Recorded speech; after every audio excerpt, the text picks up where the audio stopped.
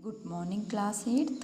आज हम हिंदी में वसंत पाठ्य पुस्तक का 5वां पाठ पढ़ेंगे। पाठ का नाम है चिट्ठियों की अनूठी दुनिया, यानी अनूठी का तात्पर्य है निराली। तो यानी चिट्ठियों की हम निराली दुनिया के बारे में पढ़ेंगे और इस पाठ के लेखक हैं अरविंद कुमार सिंह। आप सभी ने पत्र लिखा होगा, यदि नहीं भी लिखा होगा तो अपने मम्मी पापा दादा दादी से पूछिए। उन्होंने तो उनकी दुनिया ही चिट्ठियों पर आधारित रही है। उन्होंने उनसे पूछना कि आप पत्र किसको लिखते थे, कैसे लिखते थे, कितनी खुशी आपको प्राप्त होती थी। पहले आज के ज़माने में संचार के बहुत साधन हैं। हम फ़ोन करते हैं, SMS करते हैं, मेल करते हैं, बहुत सारी। लेकिन पहले क्या होता था, हमारा संदेश को एक स्थान से दूसरे संदेश हम एक चिट्ठी के माध्यम से, एक पत्र के माध्यम से ही पहुंचाते थे। पहले के लोग जब घर से बाहर निकलते थे तो सबसे पहले उनका काम, जब वो वहाँ उस स्थान पर पहुँच गए जहाँ उनको जाना होता है, तो सबसे पहले वो क्या करते थे, अपने घर में अपनी कुशलतापूर्वक पहुँचने का संदेश देते थे। किसके माध्यम से? चिट्ठी पत्र लिखकर यह संदेश दिया जाता था और घर वाले भी इंतज़ार करते थे कि कब उसका पत्र आएगा। लगभग उनको ये था 1 हफ्ते के अंदर या 3-4 दिन के अंदर पत्र आएगा और तब उनको भी खुशी प्राप्त होती थी।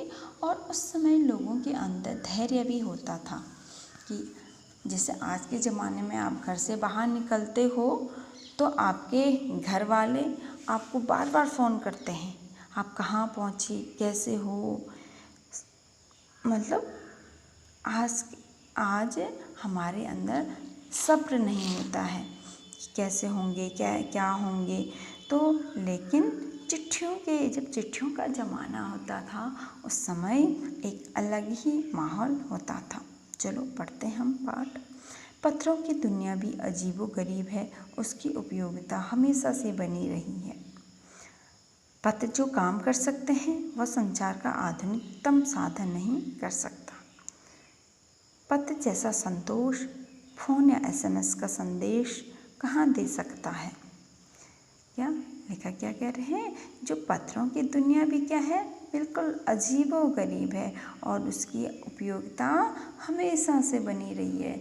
जब पत्रों की शुरुआत हुई होगी तभी से ही और आज तक पत्रों की अपनी अहमियत है, उसका एक महत्वपूर्ण स्थान है।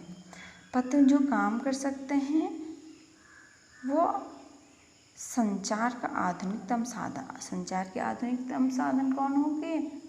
एक तो कॉल हो गए, फ़ोन, दूसरा SMS, आप व्हाट्सएप कर लेते हैं, ईमेल कर लेते हैं, सोशल मीडिया, बहुत सारे सोशल मीडिया हैं, उसमें आप अपने संदेश यहाँ से वहाँ पहुँचाते हो। लेकिन फिर भी हमें उन संदेशों को पढ़कर वो खुशी प्राप्त नहीं होती है जो खुशी हमें चिट्ठी को पढ़ने से प्राप्त होती थी।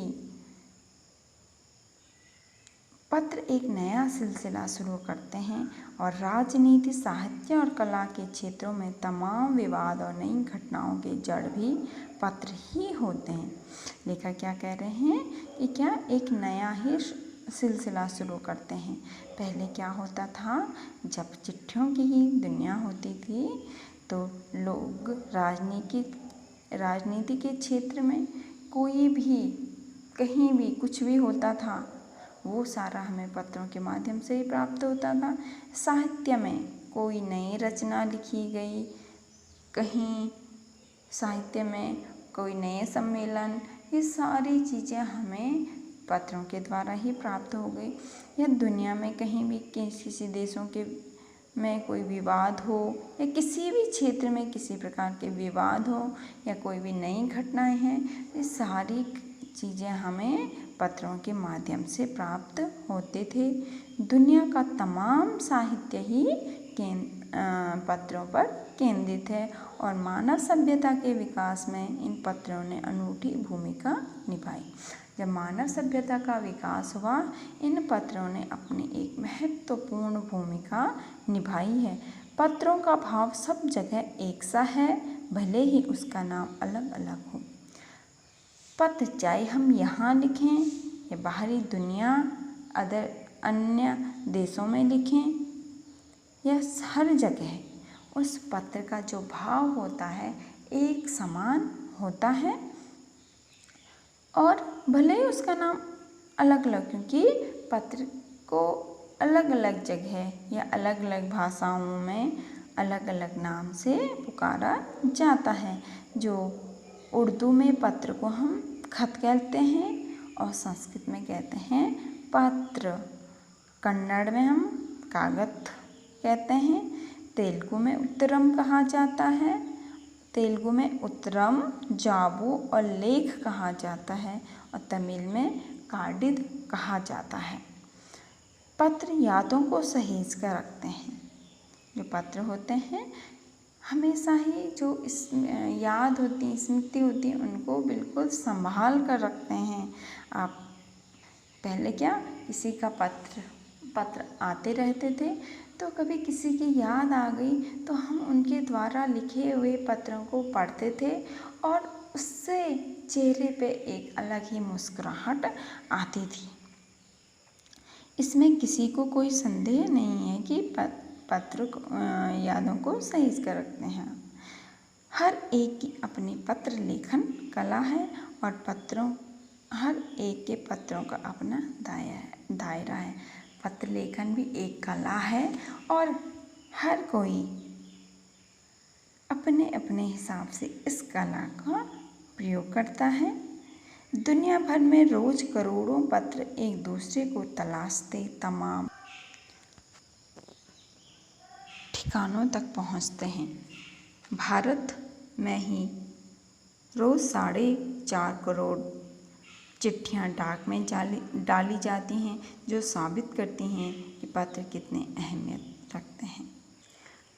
लेखक कह रहे हैं कि जो दुनिया भर में जो पत्र हैं एक दूसरे को ढूंढते हुए विभिन्न ठिकानों तक पहुंचते हैं। उन विभिन्न ठिकानों यानी जिनको जहाँ जाना होता है, जो पत्र जहाँ के लिए भेजे जाते हैं वहाँ पहुँचते हैं। और भारत में तो लगभग हमेशा ही रोज़ 4.5 करोड़ चिट्ठियाँ डाक में डाली जाती हैं।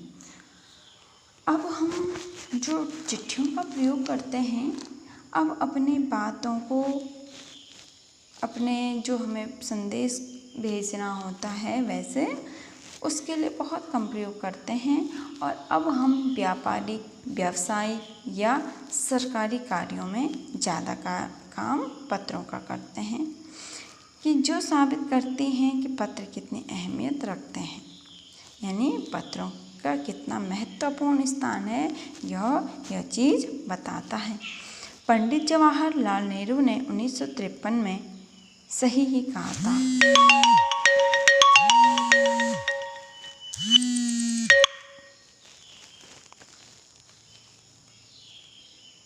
पंडित जवाहरलाल नेहरू ने 1953 में सही ही कहा था, हजारों साल तक